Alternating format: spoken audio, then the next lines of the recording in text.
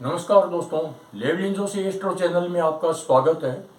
मैं आज आपको बात बताऊंगा कि व्यक्ति की बुद्धि बढ़िया कब काम करती है, व्यक्ति बुद्धिमान कब बनता है। इसके लिए कुंडली के अंदर दो ही ग्रह मजबूत होने चाहिए, एक तो बुध और एक बृहस्पति।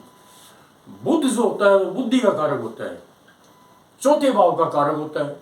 बृहस्पति होता है वो पांचवें भाव का कारक होता है और ज्ञान का कारक होता है। और पांचवा भाव जो है वो बुद्धि का कारक होता है। पांचवा भाव बुद्धि का कारक है, लेकिन पांचवें भाव के अंदर जो कारक ग्रह बृहस्पति है वो भी फिर बुद्धि का काम करने लगेगा। एक बात है, अकेला बृहस्पति ज्ञान का भी कारक है। अगर कोई व्यक्ति बुद्धिमान है तो उसका मतलब यह हुआ कि उसका जो पंचम भाव है, जैसे यहाँ सिंह लगन की कुंडली देख रहे हो, तो सिंह लगन की कुंडली के अंदर 5, 6, 7, 8, 9, तो 9वां घर जो पंचमेश कौन हुआ कि बृहस्पति। बृहस्पति यहाँ केंद्र में आ गया है, ये व्यक्ति बुद्धिमान होगा। यहाँ बुध दूसरे घर में आ गया है, अपनी राशि में आ गया है। कोई भी ग्रह अपनी राशि में अगर है, इसका मतलब यह अपनी उच्च राशि के अंदर बैठा हुआ है, ये व्यक्ति बुद्धिमान होगा। कुंडली का दूसरा भाव और तीसरा भाव ये भी बुद्धि से संबंध रखने वाले होते हैं। यहाँ कुंडली नंबर दूसरी देखिए, यहाँ मिथुन लगन की कुंडली है, तो मिथुन लगन में लग्नेश तो बुध हो गया है और ये पांचवें भाव में आ गया है, तो पांचवा भाव मजबूत हो गया है। बुद्धि का कारक ग्रह होता है बुध, वो पांचवें घर में आ गया, इसका मतलब व्यक्ति बुद्धिमान होगा।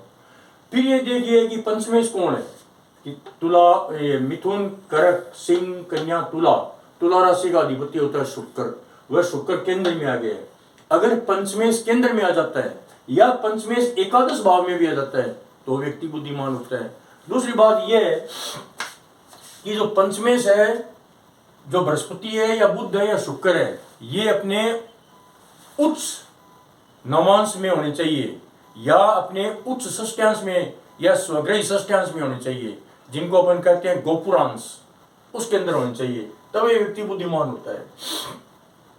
पंचम भाव पर अगर बृहस्पति की दृष्टि पड़ती है और पंचम भाव में ऑलरेडी पहले से कोई शुभ ग्रह बैठा हुआ है, शुक्र है, बुध है, चंद्रमा है, और पंचम भाव में जैसे लगन में बृहस्पति आ गया, तो बृहस्पति की पांचवी दृष्टि जाएगी, 1, 2, 3, 4, 5, अपने भाव को भी मजबूत बनाएगी और पंचम भाव को मजबूत बनाएगी, ये व्यक्ति भी बुद्धिमान होता है। अगर सिंह लगन के अंदर बृहस्पति है तो व्यक्ति बुद्धिमान होता है। यहाँ अगर मिथुन लगन के अंदर है तो मिथुन लगन के अंदर यहाँ आप देखिए, अगर ये शुक्र यहाँ आ जाता है तो शुक्र क्या हुआ, पंचमेश होकर के शुक्र मीन राशि में आ गया और उच्च और हो गया, ये व्यक्ति भी बुद्धिमान होगा। किसी भी सूरत में पंचमेश का और इसके बुध का और बृहस्पति का क्रूर ग्रह है, राहु या मंगल से ज्यादा संबंध नहीं होना चाहिए।